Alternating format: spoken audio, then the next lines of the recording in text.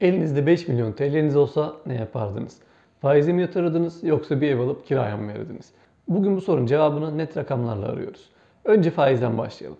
Bugünkü şartlarda bankalar aylık vadede %50 civarında brüt mevduat faizi sunuyorlar. 5 milyon TL'yi %50'den faize yatırırsanız aylık net getirisi 175 bin TL gibi bir tutara denk geliyor. Yani hiçbir işle uğraşmadan, kira derdi, vergisi, tamirat masrafı hiçbir şey olmadan her ay cebinize 175 bin TL'ye yakın para girebiliyor. Peki 5 milyon TL ev alırsak burada hesaplar nasıl, buna bakalım. İstanbul'da bu paraya ortalama bir semtte 2+1 bir daire alınabilir. Tek ev 5 milyon TL, kira 25 bin TL desek yıllık kirası da 300 bin TL'ye denk gelir.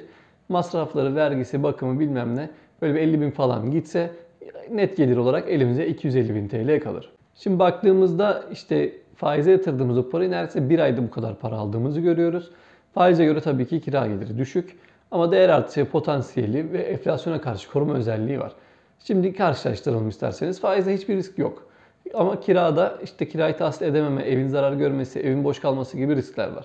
Faizde paranızı enflasyona karşı korur. Hatta bazen şimdi biliyorsunuz reel faiz oranı diye bir şey var. Enflasyon üzerine faiz oranı olması gerekiyor. Enflasyon düşmesi için. Hatta o yüzden üstünde kar bile kalması gerekiyor ama enflasyon gerçekte olduğu kadar mı gösteriliyor yoksa olduğundan düşük mü gösteriliyor? Bu çok önemli. Olduğundan düşük gösterilirse bu sefer paranız enflasyon karşısında erimeye başlayacaktır. Ev ise getirisi düşük olmasına karşılık enflasyon karşısında değerini korur. Likiditeye çevirme hızına baktığımızda likitte neydi? Daha önce videomuzda anlatmıştım. Parayı çevirme hızıdır. Faizde likitte oldukça yüksekken evde oldukça düşüktür. Çünkü faizde hemen gerekirse vadeli dolar paranı çekersin ya da vadeli dolar paranı çekersin bir aydır. Ev belki uzun süreler, belki de bir yılda satılamayabilir.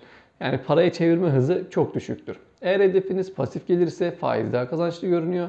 Uzun vadeli yatırım, değer artışı ve gayrimenkul sahibi olmaksa ev almak daha mantıklı görünüyor. Şimdi zaten bu ev piyasasının, konut piyasasının bu kadar düşük kalmasının sebebi de bu faizlerin şu anda yüksek olması. Çünkü faizler bu kadar yüksekken kimse ev alıp da kiraya getirisi sağlayayım, bilmem ne, kiracıyla uğraşayım falan bunu istemiyor. Yatırıyor parasını faize, burada faizden gelen parayı yemeye başlıyor ya da faizin üzerine faiz geliyor, bileşik faiz mantığıyla parasını katlıyor. Ama bu şu an çok mantıklı gözüküyor ta ki faiz oranları düşene kadar.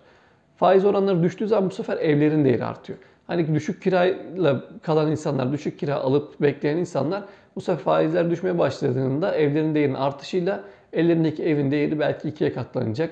Bu sefer faizdeki parasını bozan insanlar gelip ev almaya çalışacak. Evin talebi arttıkça da hem kiralar hem de evlerin değerleri katlanacak.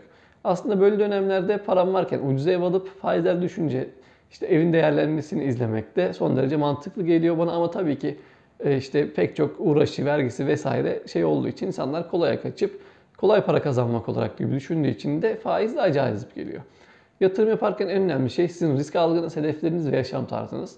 Faiz mi, ev mi karar sizin. Yorumlara mutlaka yazın. Siz olsanız hangisini tercih ederdiniz? Üzerine tartışalım. Bir sonraki videoda görüşmek üzere.